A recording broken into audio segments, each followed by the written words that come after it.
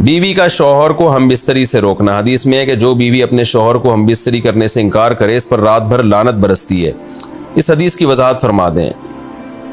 Knees अगर शौहर, ये थोड़ा हया के ख़िलाफ़ मसला है, शौहर कोई ऐसा तरीका इस्तेमाल करता है ना हम बिस्तरी का जिससे औलाद नहीं होती, तो क्या बीवी को इसे मना करना चाहिए या नहीं करना चाहिए? देखिए हदीस में आता है कि कोई औरत, कोई शौहर अपनी बीवी को रात को अपने बिस्तर की तरफ बुलाए, ये किनाया यानी हम बिस्तरी करना चाहता हो, औरत मना कर दे, फरिश्ते उस पर सारी रात लानत भेजते हैं। बिल्कुल सही हदीस है। अब हमारे बाज़ स्कॉलर क्या करते हैं, जब उनसे ये बात पूछी जाए तो वो बात को घुमा देते हैं, सीधी सीधी बात नहीं बताते कि भाई ये शरीयत में मर्द का हक़ है कि औरत उसको हम बिस्तरी से नहीं रोक सकती, क्योंकि वीमेन राइट्स के नाम पे आजकल बहुत तहरीकें चल रही हैं। तो वो भी कुछ लिबरल स्कॉलर्स हैं जो हर वक्त जो है ना कोशिश करते हैं कि ख़वातीन हमसे नाराज़ ना हो जाएं। तो भाई आप शरीयत का हुक्म बताएं साफ साफ, चाहे औरत खुश होती है नाराज़ होती है, बाज़ हुकूक मर्दों के हैं बाज़ औरतों के हैं, तो वो बताने पड़ते हैं। तो इसी तरह औरत का भी हक, मर्द का भी हक़ ये है कि औरत, अगर मर्द उसको हम बिस्तरी के लिए बुलाता है तो औरत इस्लाम में मना नहीं कर सकती, उसके लिए गुनाह ही। हाँ बीमार हो तो एक अलग बात है, बुखार है उसको, ये कोई वाकई बीमारी हो तो फिर एक अलग बात है। नॉर्मली उसको इजाज़त नहीं है कि वो शौहर को मना कर दे, बल्कि इसमें हदीस में बहुत सख्त ताकीद है।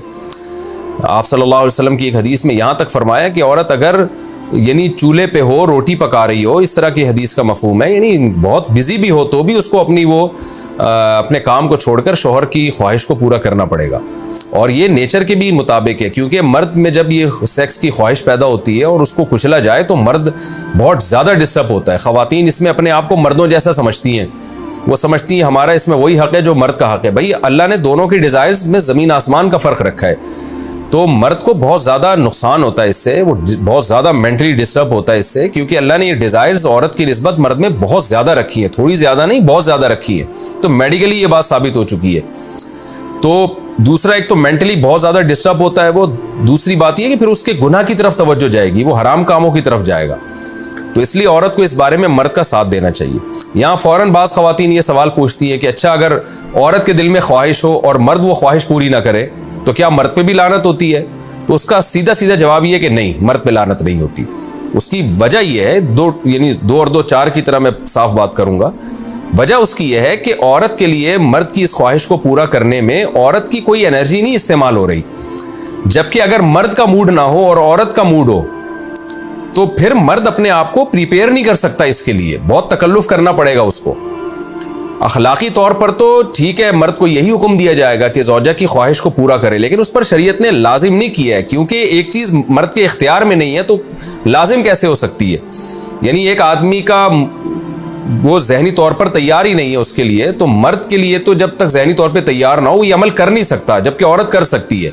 तो एनर्जी जो इस्तेमाल होती है ना इसमें बहुत ज़्यादा, वो तो मर्द की एनर्जी यूज़ होती है।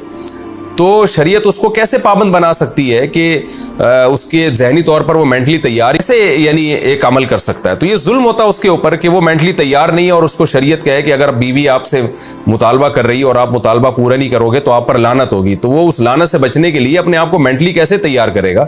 बाज़ दफ़ा तैयार कर लेता है, बाज़ दफ़ा नहीं हो पाता। इसका तो दिमाग से बहुत गहरा ताल्लुक है। तो इसलिए मर्द के लिए तो शरीयत ने हुक्म यह किया है कि 4 महीने में कम से कम एक दफ़ा उस पर लाजिम है कि वो अपनी ज़ौजा की ख्वाहिश को पूरा करे। और वैसे जब ज़ौजा में ख्वाहिश हो तो अखलाकी तौर पर मर्द की जिम्मेदारी है कि वो अपनी ज़ौजा की ख्वाहिश को पूरा करे, लेकिन शरीयत ने उस पर वाजिब नहीं करार दिया, क्योंकि ये उसके इख्तियार से ऊपर की चीज़ हो जाएगी। बाकी औरत के लिए इख्तियार है उसको, हाँ बीमार है या मेंसेस हैं वो तो फिर तो एक वैसे ही मेंसेस में हम बिस्तरी जायज़ नहीं है। बाकी रहा ये मसला कि ख़वातीन फिर ये कहती हैं कि इस्लाम ने तो फिर मर्दों को बहुत ज़्यादा हुकूक दे दिए, तो ऐसा नहीं है। अगर ये हक़ इस्लाम ने मर्द को दिया है तो बहुत सारे हुकूक औरत को भी तो दिए हैं ना, बहुत सारे औरत को भी तो हुकूक दिए हैं कि जो खुद पहनते हो, जैसा मयारी लिबास खुद पहनते हो अपनी बीवी को भी वैसे ही मयारी लिबास पहनाओ, जैसा मयारी खाना खुद खाते हो हदीस में आता है वैसा मयारी खाना बीवी को भी खिलाओ। तो ये भी तो औरत को भी तो हुकूक दिए हैं। हमारी ख़वातीन जिस वेस्टर्न कल्चर को फॉलो कर रही हैं उस कल्चर में तो ये है कि औरत शौहर को हमबिस्तरी से रोक सकती है, शौहर बीवी को भी रोक सकता है, यानी शौहर भी मना कर सकता है, औरत भी मना कर सकती है। वहाँ दोनों के हुकूक सेम है, लेकिन फिर वो इतने सेम है कि फिर वहाँ मर्द के ज़िम्मे शौहर का औरत के ज़िम्मे यानी मर्द के ज़िम्मे औरत का नान नफ़क़ा भी नहीं है। तो फिर गैस बिजली के बिल भी औरत यानी मर्द के जिम्मे नहीं है। तो फिर खवातीन से लेना है ना वेस्टर्न कल्चर को, तो फिर पूरा लेना वहाँ से। तो फिर शौहर क्यों गैस बिजली का बिल जमा करा रहा है, बच्चों की स्कूल की फीसें शौहर क्यों दे रहा है, शौहर नानफ़ा क्यों दे रहा है। तो जब इस्लाम ने कुछ हुकूक औरत को दिए हैं तो कुछ शौहर को भी दिए हैं, तो इसी तरह से बैलेंस हमारी सोसाइटी में कायम होगा। तो इसलिए ख़वातीन को ये नहीं करना चाहिए, क्योंकि बहुत सी ऐसी शिकायतें आती हैं जिसमें मर्द बहुत ज़्यादा डिस्टर्ब होता है, फिर वो उनकी लड़ाइयाँ होती हैं, तलाक़ें होती हैं। औरत इसको नॉर्मल ले रही होती है, मर्द के दिमाग पे शहवत का एक जुनून चढ़ा हुआ होता है। जब बीवी उसको मना करती है वो बहुत ज़्यादा मेंटली डिस्टर्ब होता है, और फिर वो मार धाड़ तक नौबत भी आती है, फिर वो तलाक़ों तक नौबत भी आती है। तो ये बहुत गलत चीज़ है। हमारे नबी सल्लल्लाहु अलैहि वसल्लम ने जब औरत को हुक्म दिया है कि मर्द की ख्वाहिश को, अपने शौहर की ख्वाहिश को पूरा करे, तो इसी में खैर है। औरत को चाहिए उस वक्त चाहे दिल ना भी चाह रहा हो, अपने शौहर की इस ख्वाहिश को पूरा कर दिया करें।